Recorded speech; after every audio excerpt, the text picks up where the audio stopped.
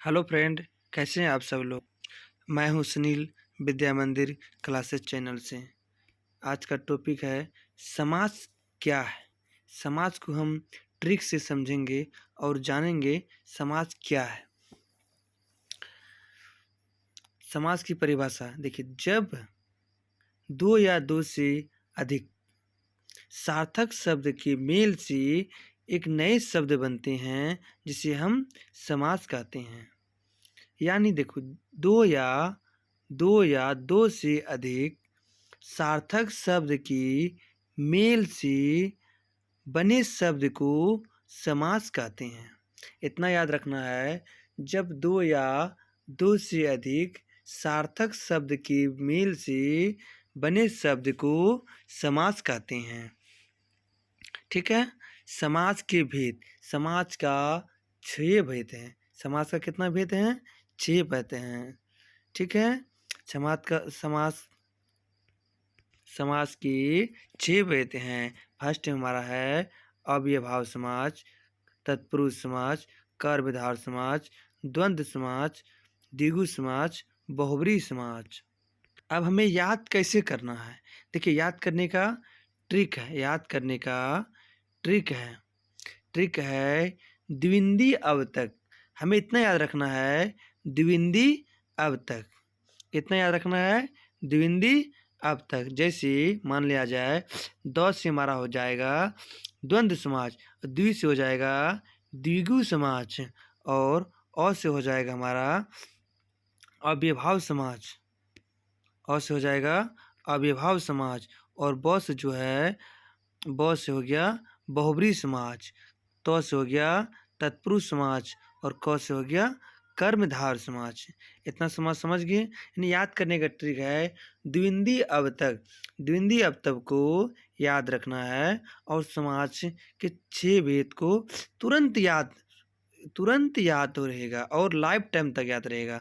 जैसे द्वि से द्वंद्व समाज, द्वि से द्विगु समाज, अ से अव्ययभाव समाज, ब से बहुब्री समाज, त से तत्पुरुष समाज, और क से कर्मधार समाज।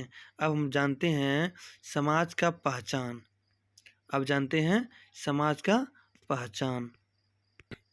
अब समझेंगे समाज को पहचानने का ट्रिक। समाज को पहचानने का ट्रिक आसान है। देखो, आराम से ध्यान से देखो। समाज का पहचानने का ट्रिक पहला है अव्ययभाव समाज। जिस शब्द में आरंभ में उपसर्ग लगा हो, जिस शब्द के आरंभ में उपसर्ग या लगा हो, या यथा, नीर, आ, अनु, प्र, प्रति आदि लगा रहे, उसे अव्ययभाव समाज कहते हैं। जैसे प्रतिदिन, प्रतिदिन में जो है प्रति हमारा उपसर्ग है, इसे अव्ययभाव समाज कहेंगे। जैसे अनुराग, अनु क्या हो गया? अनु जो हमारा है उपसर्ग हो गया। अनु जो है उपसर्ग हो गया, इसलिए मेरा हो गया अनुराग अव्ययभाव समाज। अब जानेंगे तत्पुरुष समाज का ट्रिक। तत्पुरुष समाज का ट्रिक है जिस शब्द के अर्थ में कारक का चिन्ह हो, उसे तत्पुरुष समाज कहते हैं। यानी जिस शब्द के अर्थ में कारक का चिन्ह हो, उसे तत्पुरुष समाज कहते हैं। जैसे गगनचुंबी, यानी गगन को चूमने वाला, यानी गगन को चूमने वाला, को जो हमारा है कारक चिन्ह है, इसलिए ये हो गया तत्पुरुष समास।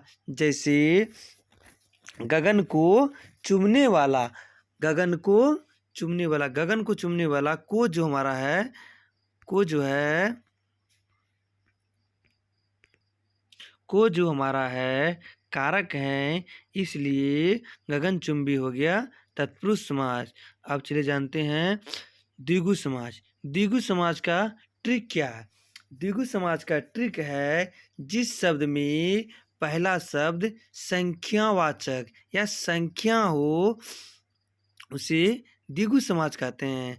या जिस शब्द में पहला शब्द संख्या आए वह हमेशा द्विगु समाज होता है। जैसे त्रिलोक, त्रि जो है संख्या है, इसलिए त्रिलोक हो गया द्विगु समाज। जैसे चौराहा, चौराहा में चार जो होता है संख्या है, इसलिए चौराहा भी हो गया द्विगु समाज। अब चलिए समझते हैं द्वंद्व समाज। अब समझते हैं क्या द्वंद्व समाज। द्वंद्व समाज जो है जिस शब्द का दोनों पद प्रधान हो, जिस शब्द का दोनों पद प्रधान हो या बीच में रोचक चिन्ह हो उसे द्वंद्व समाज कहते हैं। फिर सुनते हैं जिस शब्द के दोनों पद प्रसार हो, यानी दोनों पद प्रसार हो या शब्दों के बीच रोचक चिन्ह हो उसे द्वंद्व समाज कहते हैं। जैसे माता पिता, माता पिता के बीच में रोचक चिन्ह है, रोचक चिन्ह को देखते ही द्वंद्व समाज टिक लगा देंगे। रोचक चिन्ह को देखते हुए द्वंद्व समाज में टिक लगा देंगे। जैसे फिर दाल रोटी, दाल रोटी के बीच में है रोचक चिन्ह, इसलिए ये भी द्वंद्व समाज है। चलिए अब जानते हैं बहुब्री समाज। बहुब्री समाज का ट्रिक एक बार देख लेने से वो लाइफ टाइम तक याद रहते हैं। जैसे हम समझेंगे बहुब्री समाज का ट्रिक, जिस शब्द में देवी देवता का नाम आते हैं उसे बहुब्री समाज कहते हैं। यानी जिस शब्द में देवी देवता का नाम आते हैं उसे बहुब्री समाज कहते हैं। जैसे पीताम्बर और महावीर, यानी ऐसे कई वर्ड हैं जिसमें कि देवी देवता का नाम जुड़ा हो उसे हम बहुब्री समाज कहेंगे। चलिए अब समझते हैं कर्मधार समाज।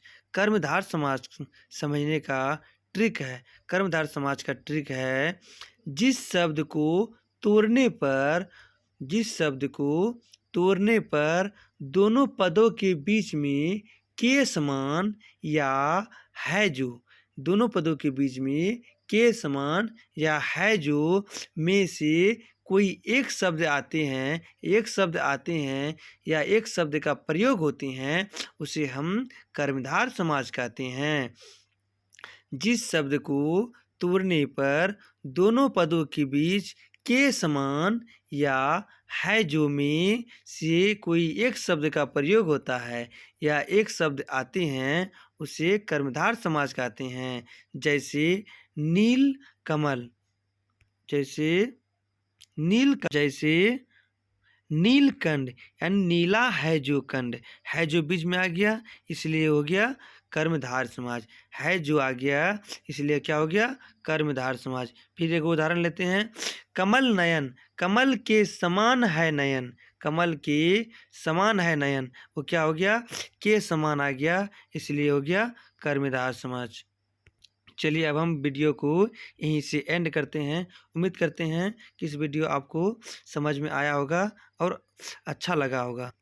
प्लीज़ अच्छा लगा है तो लाइक करें और सब्सक्राइब